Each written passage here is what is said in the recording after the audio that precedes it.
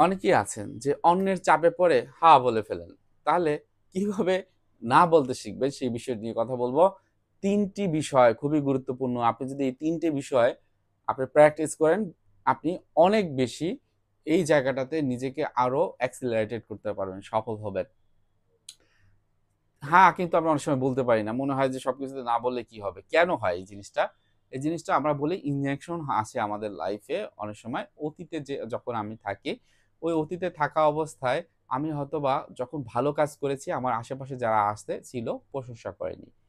আমি একটা ভালো কাজ করেছি। আমি আশা করেছিলাম খুব বড় একটা সফলতা নিয়ে এসেছি। কিন্তু আমার পরিবার বলেনি, "গুড তুমি ভালো করেছ।" সবসময় আমার মনে হয়েছে প্লিজ আদার। সবাইকে অন্য যারা আছে তাদেরকে খুশি করতে হবে। এটা হলো একটা আপনার ড্রাইভার বলি। তাহলে এই যে ড্রাইভারটা আমার ভিতরে আসলো, আমাকে কেউ টাকা ধার চাইলো, আমি তাকে দিতে প্রস্তুত হয়ে গেলাম, দিলাম। আমার কাছে টাকা নাই, আমি ধার করে তাকে আমি টাকা দিলাম। হয়তো আমি আমার ভালো থাকছি না। কিন্তু আমি সেটা কাউকে বলতেও পারছি না। আমি অফিসে আজকে যেতে পারব না, সেটি আমি বলতে পারছি না। তাহলে এই যে বিষয়গুলো, এগুলো কিন্তু অনেক সময় আমাদের চাইল্ডহুড পিরিয়ড থেকে আসে। তাহলে এখান থেকে বের হয়ে আসতে গেলে আমি ৩ টা বিষয় বলব। অবশ্যই ৩ টা বিষয় যদি আপনি প্র্যাকটিস করেন, এই ভিডিওটি টেনে একেক দিন দরকার হয় একেকটা করে করবেন। দেখবেন আপনার ভিতরে না বলাটা আপনি শিখে যাবেন। ১ম এই ১ নাম্বারে যেটা আছে সেটা হলো assertiveness প্র্যাকটিস। খুবই ইম্পোর্টেন্টলি বলবো, আপনার আশা করব আপনি মন দিয়ে শুনবেন এবং এটা প্র্যাকটিস করবেন, করেই দেখবেন যে এটা কি হয়। এটা একটা ম্যাজিকের মতো। assertiveness প্র্যাকটিসের কথা বলেছি বা assertive কমিউনিকেশন। এটা কি জানেন?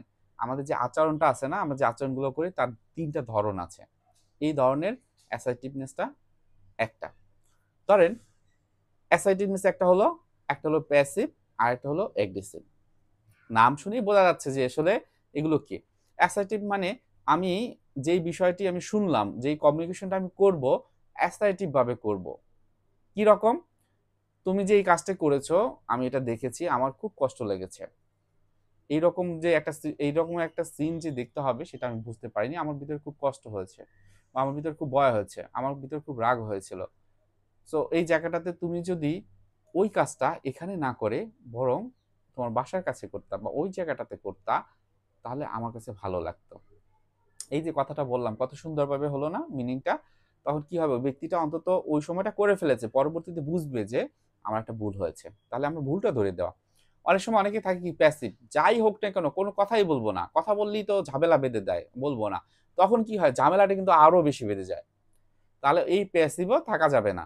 আবার এগ্রেসিভ। এই কাজটা হলো, এটা কেন হলো? এটা আমাকে দেখে নিতে হবে। হ্যাঁ? তখন কি হয়? যুদ্ধ হয়ে যায়। তাহলে এই যে যুদ্ধের বিষয়টি এটা কিন্তু ভালো না। সবসময় আমরা আচরণ করব অ্যাসার্টিভ ওয়েতে। ২ নাম্বারে যে বিষয়টা আমরা এর আগে বলেছি, না মানে আপনার কিন্তু খারাপ, আপনি ভালো কাজটি করেননি, এটা কিন্তু কখনো না। বরং আপনি না বলেছেন, পজিটিভ ভাবে বলেছেন। অ্যাসার্টিভ ওয়েতে বলেছেন। আপনার কমিউনিকেশনটা কেমন হলো? অ্যাসার্টিভ। এর মাধ্যমে কি হলো? ওই ব্যক্তির সাথে আপনার সম্পর্কটা কিন্তু নষ্ট হলো না।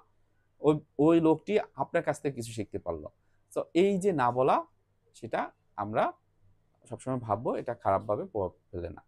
তারপর ৩ নাম্বারে যে বিষয়টি আসে, আগে থেকে রিহার্সাল করুন, হ্যাঁ? অনেক সময় হয় কি? যে আমরা এই জিনিসগুলো প্র্যাকটিসও করি না, জানিও না। কিন্তু এগুলো তো প্র্যাকটিসের সাথে রিহার্সাল করার যে একটা বিষয় আছে। আপনি আশেপাশে যারা আছে, আপনার ফ্যামিলি মেম্বার থেকেই শুরু করুন। কথাগুলো হয়তোবা অনেকটা মনে হবে যে একাডেমিক অথবা পুঁথিগত। কিন্তু এই বিষয়টা অনেক সময় আমাদের নিতে একটু কঠিন লাগে। কারণ আশেপাশে যে ব্যক্তিরা আছে, তাকে আমার চিন্তাগুলো বলতে একটু সময় লাগে অথবা আমার অনুভূতিগুলো বলতে একটু সময় লাগে বা বলতে ইচ্ছা করে না, ওকে কি বলব? কিন্তু এটা হলো কি হয়, আমরা যা কিছুই করি আমাদের লাইফে আমরা কিন্তু শিখি। আমাদের দক্ষতাগুলো কিন্তু বৃদ্ধি পায়। সুতরাং ওই জায়গাটাতে অন্তত আমি অনেক রকমের চাপ পড়ি। আমার এখান থেকে তো উঠতে হবে না?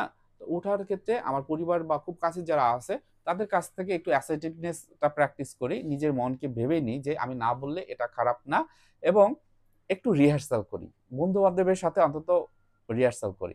এর মাধ্যমে কি হবে? দেখবেন আপনি হা বলতে পারবেন। মানসিক চাপে পড়বেন না।